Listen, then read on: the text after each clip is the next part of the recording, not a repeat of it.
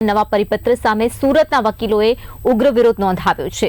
A4 paper અને ટાઈપિંગના નિયમ સામે વકીલોએ બળાપો વ્યક્ત કર્યો છે। સુરત જિલ્લા બાર એસોસિએશનનું 2 દિવસ આંદોલન ચાલી રહ્યું છે। વકીલોએ કોર્ટ કાર્યવાહીના બહિષ્કારનો મહત્વનો નિર્ણય લીધો હતો। નવા નિયમો સામે વકીલોમાં ભારે આક્રોશ છે। હાથે લખાયેલી અરજીઓ ન સ્વીકારવાના નિર્ણયનો વિરોધ થઈ રહ્યો છે।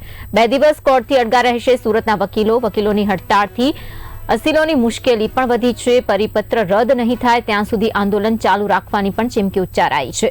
હાઈકોર્ટના નિયમો સામે બાર એસોસિએશને હલ્લાબોલ કર્યો છે।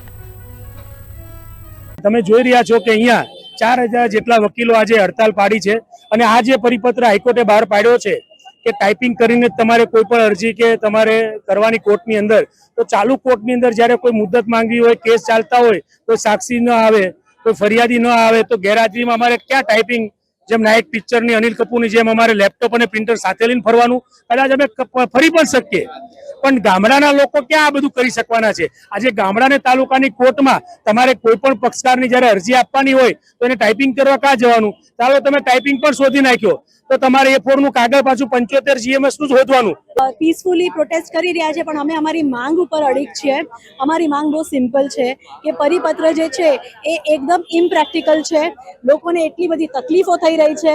અરે હું કાલની એક વાત કહું કે ભાઈ જામીન અરજી જેવી વાત છે કે જામીનમાં એક પેપરનો GSM ક્વોલિટી એમના અનુરૂપ નહોતી એટલે એ સ્વીકારવામાં નહીં આવી, નંબર પાડવામાં નહીં આવ્યો, તો શું એક તમારું પેપર ના મળે એના લીધે કોઈ માણસ 2 દિવસ 3 દિવસ સુધી જેલમાં બેસી રહેવાનું છે? એટલે આ લિટિગન્સના માટે પણ બહુ પ્રોબ્લેમ